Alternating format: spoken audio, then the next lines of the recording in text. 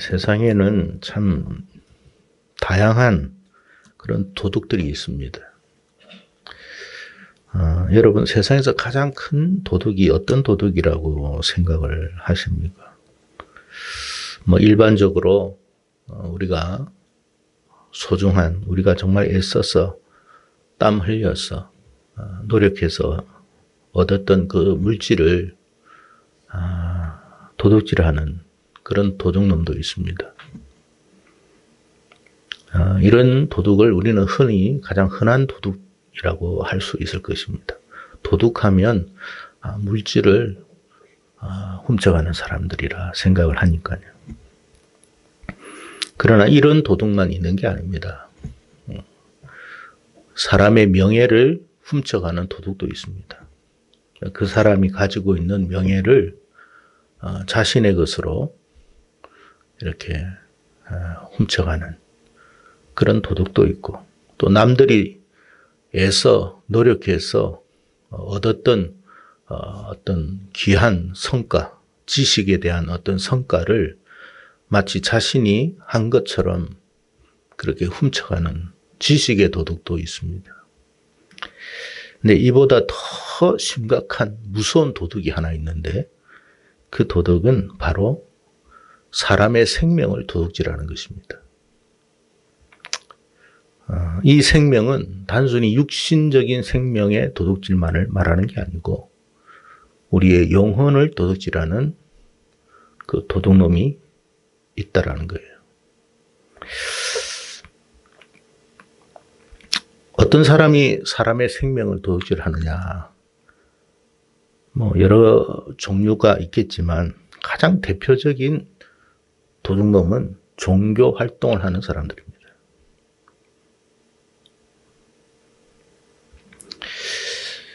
우리가 이 세상 살아가면서 가장 주의하고 정말 잃어버리지 말아야 할 것이 있다면 바로 생명입니다. 과거 사탄이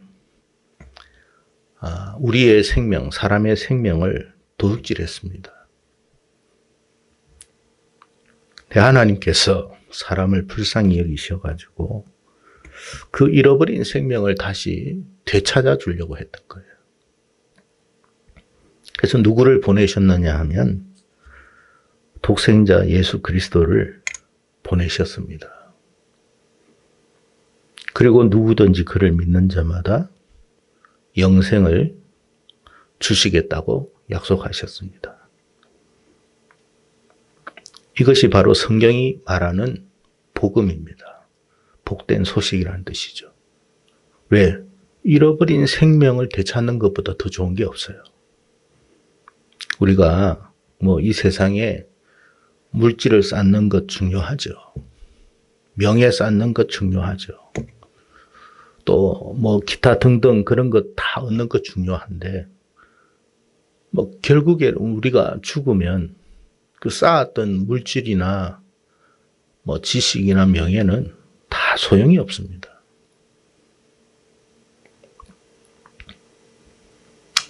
그래서 부자가 되는 것이 어떤 사람에게는 복된 소식일 수도 있겠지만 죽으면 그 무슨 의미가 있겠어요? 잠깐 누리다가 사라지는 것에 불과합니다. 그래서 가장 복된 소식은 뭐냐면 우리가 영원히 사는 걸 말하는 거예요. 사망에서 벗어나서 영원히 살되 영원히 복을 누리며 사는 거예요. 그걸 위해서 우리 주님이 오신 거예요. 생명을 찾아주기 위해서 오신 거예요. 그걸 한마디로 영생복락이라고 하는 거예요. 예수님께서 분명히 이런 말씀을 하셨어요. 요한복음 14장 6절에 내가 곧 길이요 진리요 생명이니 나로 말미암지 않고는 아버지께로 올 자가 없다. 이 아버지께라는 말은 뭐냐면 창조주를 말하는 거예요. 창조주께 우리가 연합할 때 비로소 영생복락을 누리는 거예요. 그 길이 누가 되셨다고요? 예수님이 되셨다 그 말이에요. 자기가 진짜 길인가를 우리가 뭐 어떻게 알겠어요? 알 수가 없잖아요. 그러니 뭘로 증명했느냐 하면 죽으심으로 증명했어요. 자기가 전하는 것을 목숨 걸고 전한 거예요. 죽은 거예요. 그걸 위해서 죽었어요. 그럼 죽으면 끝이면 그것도 끝이잖아요. 다시 살아나 버렸어요. 그래서 이 길이 참 길이다라고 말한 거예요. 그런데 그것을 목격한 사람들이 있어요. 누굽니까? 예수님의 제자들이에요. 정말 예수님의 제자들이 예수님의 죽으심을 목격했고 살아나심을 목격했어요. 그럼 어떻게 됐느냐? 그거를 증거하다가 자기들도 죽었어요. 여러분, 이게 가짜라면, 지어낸 이야기라면 자기 목숨을 대신하면서까지 증거하지는 않습니다. 그렇잖아요. 아무리 사기꾼이라 해도 자기 목숨을 걸고 누가 사기를 쳐요. 근데 예수님이 가룟 유다를 제외한 12명, 마띠아를 포함해서 12명이 여러분 아시다시피 다 죽었어요. 다 순교당했어요. 사도 요한을 제외한 모든 사람이 다 순교당했어요. 여러분, 한두 명 거짓말은 할 수 있다고 합시다. 어떻게 12명이 다 거짓말을 하겠어요? 사도 요한도 순교를 안 당한 게 아니에요. 여러분, 로마 황제 중에 기독교를 가장 박해했던 사람은 네로 황제만 아니에요. 더 독한 사람이 있었어요. 그 사람이 도미티안 황제예요.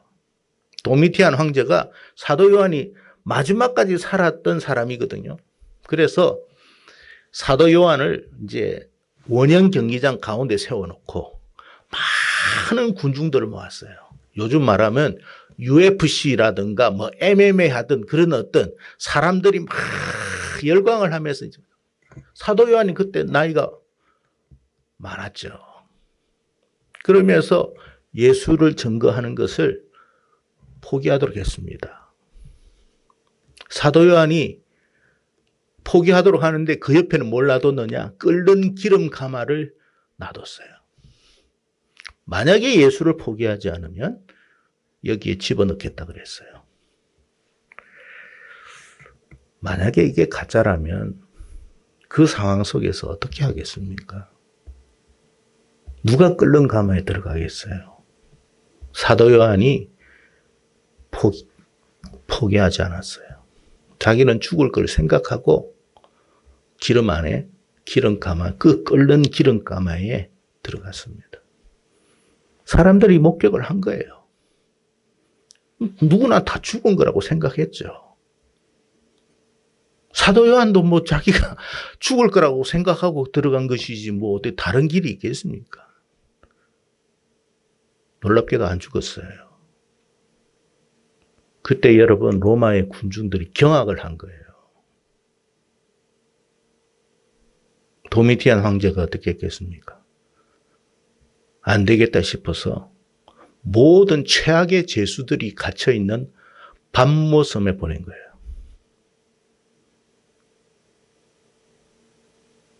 여러분, 이게 만약에 가짜라면 정말 그 길을 가겠습니까?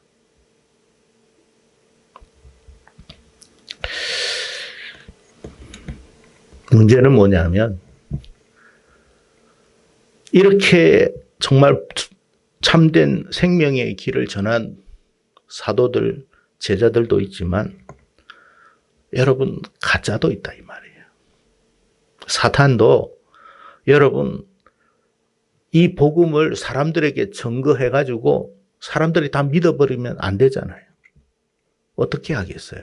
다 죽여놓은 걸 또 살려놓으면 안 되잖아. 그래서 여러분 사탄도 거짓 선생들을 보낸 거예요. 어디에다가?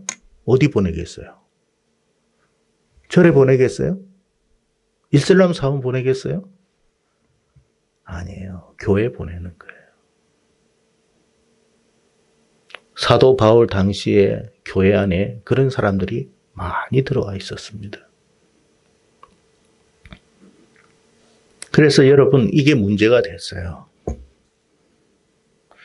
오늘 본문에도 말씀하고 있지만 이 사람들이요, 여러분 사람들을 막 이야기하면서 다른 복음을 전하기 시작했어요. 그러니까 여러분 알아야 돼요. 복음인데 다른 복음이에요. 비슷하게 만들어 놓은 거예요. 그러니까 사람들이 다 속아가는 거예요.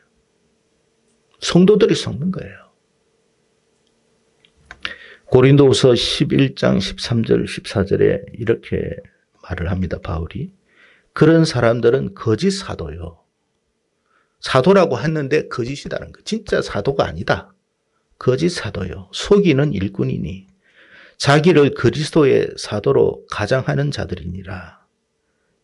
자기가 예수님의 사도다. 예수님이 보내신 사도다. 지금도 예수님이 보낸 사도라고 하는 신사도주의가 얼마나 많은지 뭐 우리나라에도 많아요. 유명한 목사님입니다.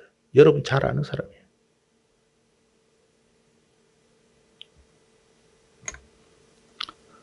이것은 이상한 일이 아니라 사단도 자기를 광명의 천사로 가장하느니라. 그래서 사람들이 아니 이게 예수님이 보낸 주의 종인데 거짓말하겠어? 목사님인데 거짓말하겠어? 네. 진리가 아니다 그랬어요. 이들이 어떤 주장을 하느냐 하면 예수 외에도 구원이 있다 이야기를 해요. 꼭 예수를 믿어야 되는 건 아니다. 예수 믿어도 되는데 다른 걸 믿어도 구원은 받는다. 그러니 얼마나 좋 그러니까 예수님을 부인한 건 아니야. 근데 다른 걸 믿어도 된다고 하니까 하나님께서 구원의 길을 주셨는데 꼭 예수님만 구원의 길은 아니구나. 그렇게 사람들에게 이야기를 해요. 그러니 여러분 그럴 수도 있겠구나 생각을 하는 거예요. 여러분 예수 외에는 하나님이 구원의 길을 주신 적이 없어요. 그리고 이들이 또 무슨 주장을 하느냐 하면 주의 몸된 교회, 우리가 이런 건물 공동체, 건물 안에 있는 이 공동체를 중요하게 생각하지 않습니다. 교회는 뭐라고 이야기하냐면 건물이 아니야. 교회는 예수 믿는 사람이야. 성도들이 교회야. 맞는 말이에요? 틀린 말이에요? 맞는 말 맞아요. 그런데 100% 맞지는 않아요. 그게 무서운 거예요. 여러분 그렇게 따진다면 하나님께서 굳이 구약에 성막이나 성전을 왜 만들도록 하셨겠습니까? 왜 그곳에서 제사 지내라고 했겠어요? 그냥 이스라엘 백성들이 다 하나님의 백성인데 굳이 성막을 왜 만들고 왜 성전을 만들어요?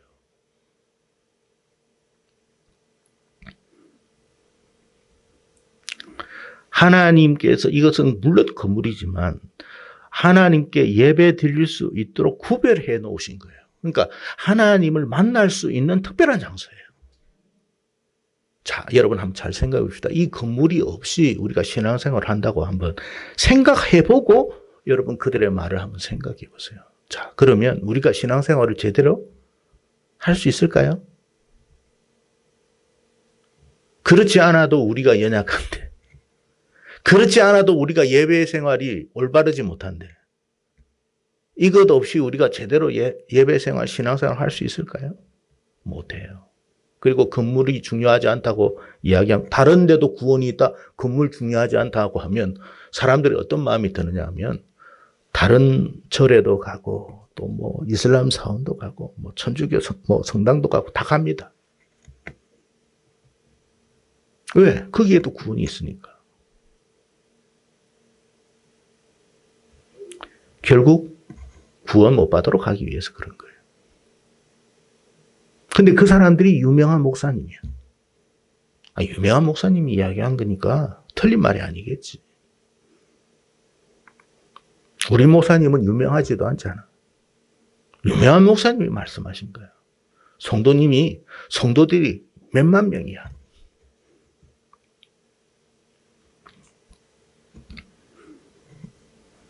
문제는 뭐냐면 성도들이 영적 분별력을 상실했다는 거예요. 영적으로 깊은 잠에 빠져 있으니까 분별력이 없어요. 여러분, 잠을 잔다는 게 뭐예요? 우리가 한번 잘 생각해보세요.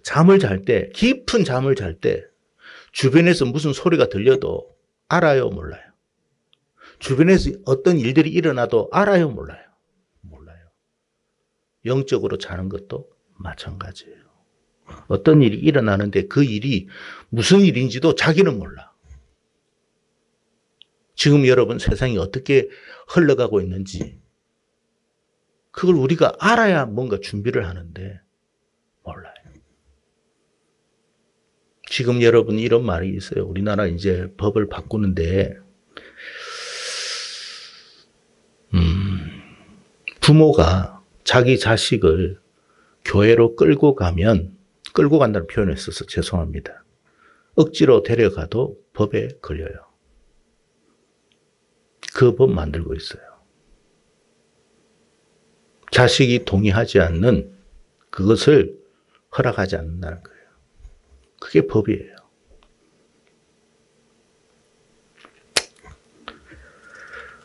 그 아이가 그것을 선생님이나 누구한테 말하면 선생님이 고발해요. 지금 시대가 그런 시대가 돼가고 있어요.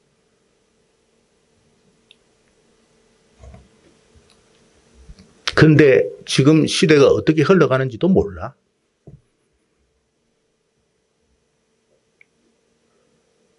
그저 돈 버는 일에만 중요해.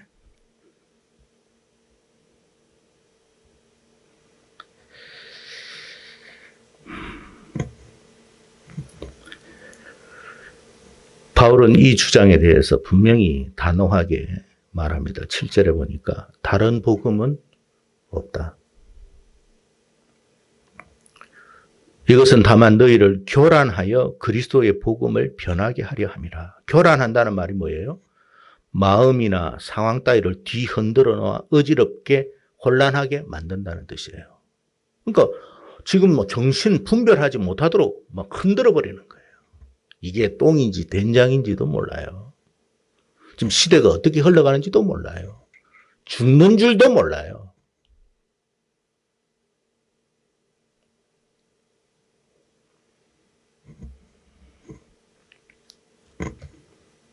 죄송한 이야기지만 동성애법을 주장한 그 당을 찍는 기독교인들이 얼마나 많은지 몰라요.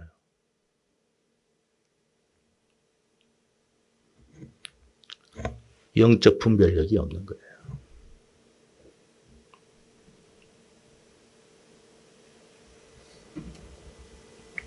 앞으로 우리가 어떻게 되어가는지 전혀 생각도 못해요.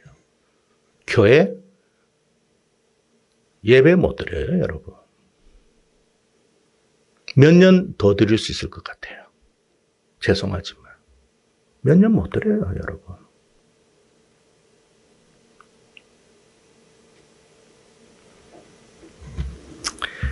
베드로 사도도 베드로전서 5장 8절에 근신하라 깨어라 너희 대적 마귀가 우는 사자같이 두루다니며 삼킬 자를 찾나니 그랬어요. 성도 여러분, 오늘날 우리 주변에 일어나는 이런 여러 가지 정치적이고 경제적이고 시대적인 상황 속에 혹은 교회 안에 활동하고 있는 이 영혼 사냥꾼들 얼마나 많은지 몰라요. 지금 우리는 뭘 지켜야 된다고요? 우리에게 부여하신 생명, 그거 도둑질 당하면 안 돼.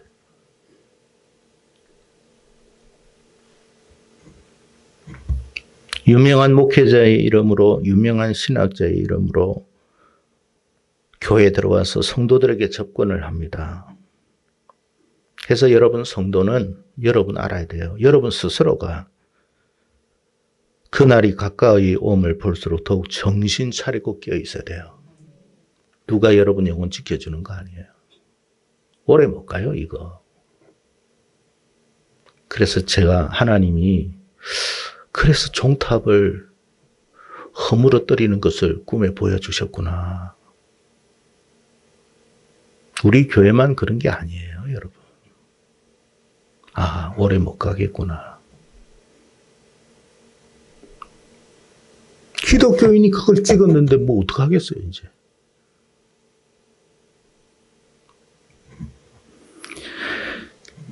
매우 상황이 심각하게 흘러가고 있습니다만 사람들이 알지를 못해요. 노아의 때에 살았던 사람들과 같다라고 이야기합니다. 그러니까 하나님의 심판이 임박했는데 노아의 때 사람들이 뭘 생각하고 있었냐면 뭘 먹을까 입을까 어떤 집을 지을까 그 생각만 했어요. 그게 중요하다고 생각했으니까. 지금 죽어가는 것도 모르고. 바울이 분명히 8절에 말합니다. 우리라는 말은 사도라 할지라도 혹은 하늘로부터 온 천사라 할지라도 사도라는 이름, 목사라는 이름으로 할지라도 천사라 할지라도 너희에게 전한 이 복음 외에 다른 복음을 전하면 저주를 받을 것이다.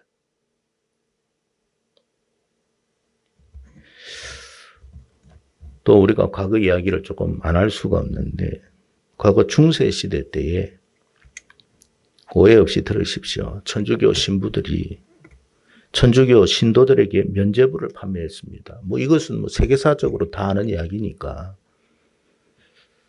그래서 그들이 뭐라고 신부님이 이야기했냐면 헌금함에 여러분이 그 말을 넣으면 여러분의 죽었던 부모, 형제가 지금 연옥에 있는데 그 여러분이 헌금함에 헌금을 넣으면 죽어 연옥에서 고통당하는 그 사람들이 천국으로 갈 수 있다 그랬어요. 당시 많은 신도들이 어떤 생각을 했겠습니까? 우리 신부님이 하시는 말인데 신부님이 거짓말 하겠냐고. 당연히 그 생각 안 하겠어요? 그러나 성경 어디에도 그런 말 없었어요. 그런데도 믿었어요. 여러분, 구원의 문제는 금화 몇 푼의 정도가 아닙니다. 차라리 금화 몇 푼이면 괜찮아요. 금화 몇 푼이 작다는 말은 아니에요. 그러나 그것은 돈을 잃는 것이지만 우리의 생명을 잃는 것은 아니에요. 진짜 중요한 건 뭐냐면 하나님이 우리에게 다시 되찾아 주신 생명, 그거 잃는 거예요.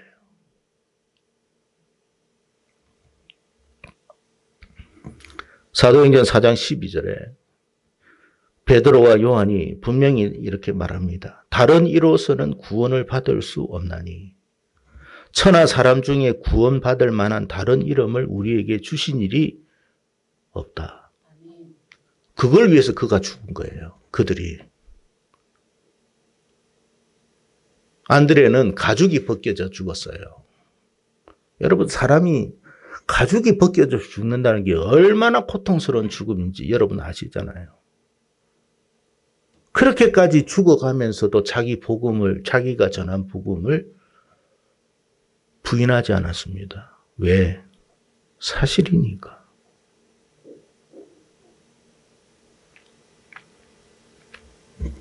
여러분, 세상의 사기꾼 중에 가장 큰 사기꾼, 도둑놈 중에 가장 심각한 도둑놈은 누구냐? 종교인들입니다. 저를 포함한. 그래서 제일 중요하게 생각해야 하고 또 가장 깨어 있어야 할 곳이 어디냐면 신앙생활이에요.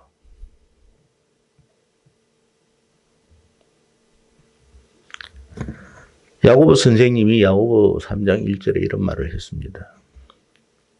내 형제들아, 너희는 선생된 우리가 더 큰 심판을 받을 줄 알고 선생이 많이 되지 말아라 그랬어요.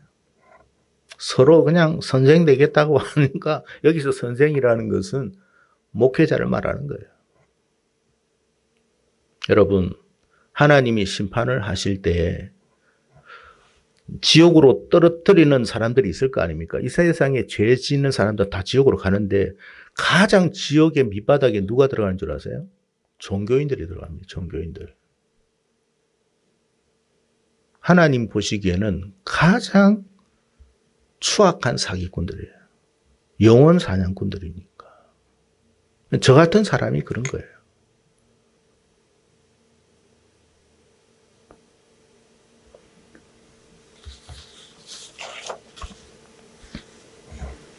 그래서 여러분도 좀 더 여러분 세상 살아가는데 뭐 먹어야 되고 입어야 되고 집도 지어야 되고 할 일 많죠.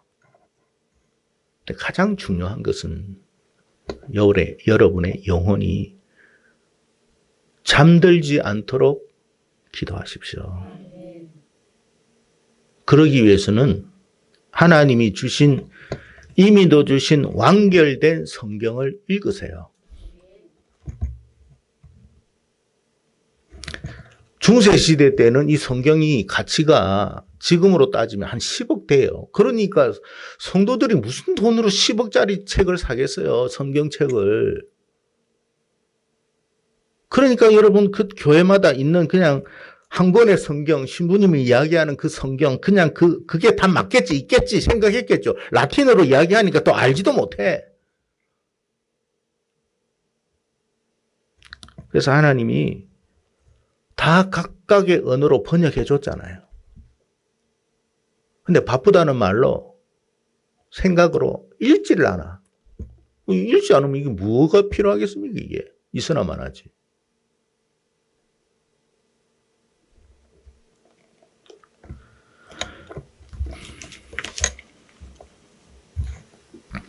다른 복음은 없어요. 하나님은 우리에게 딱 한 가지 길을 주셨어요. 예수 외에는 하나님께로 올 자가 없다.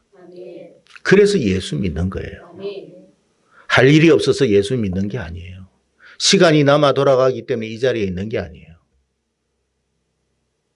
가장 중요한 영생 복락을 하나님이 우리에게 허락하셨잖아요. 그럼 이제는 이걸 잃어버리지 말아야지. 과거에는 몰라서 잃어버렸다면, 몰라서 잃어버렸다 해도 지금은 이제는 잃어버리면 안 되죠. 한 번 빼앗긴 것은 뭐 그럴 수 있다고 생각해요. 그거 잘한 것은 아니지만 두 번 반복하는 것은 그거는 너무나 어리석은 짓입니다. 그래서 우리의 인생에 있어서 정말 중요한 건 뭐냐? 하나님을 믿는 믿음.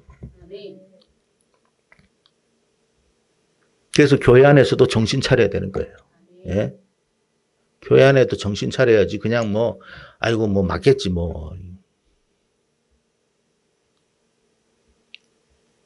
그렇지 않습니다, 여러분.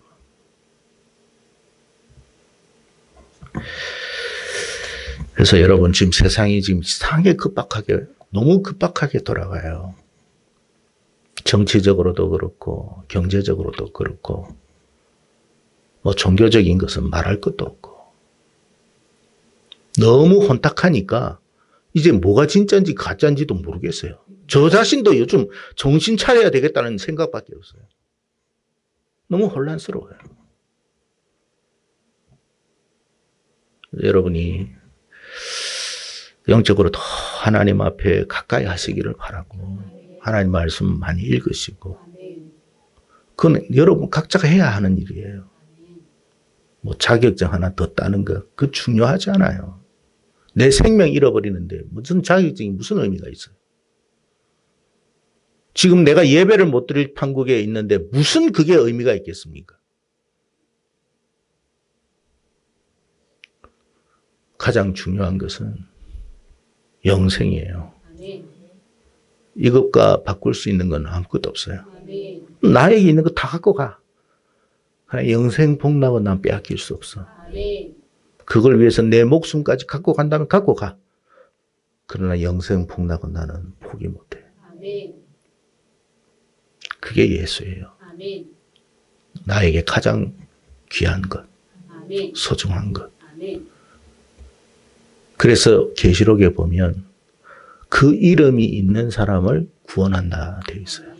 이 혼란한 세상 속에, 거짓이 만연한 세상 속에 그 이름 하나 붙들고 있는 사람이 몇 명이나 되겠습니까? 별로 없으니까 하는 이야기예요. 부디 정신 차리시고 바쁘지만 믿음 생활 잘하시고, 여러분 지금 엄난한 세상에서 엄난하게 살지 마시고 더 구별되게 사시고 더 거룩하게 사세요. 지금 온데 더럽잖아요. 온데 엄난하고 더럽고 그냥, 여러분 그게 따라가지 마세요. 정신 바짝 차리고, 옆집에서 그런다 할지라도 여러분은 그러면 안 돼요. 우리는 하나님 앞에 거룩하게 살아야 돼요. 올바르게 살아요. 그래도 죄 짓지만 다시 하나님 앞에 나가고 다시 하나님 앞에 은혜를 구하고 회개하고, 우리가 여러분 영혼의 샤워를 해야 되는 거예요.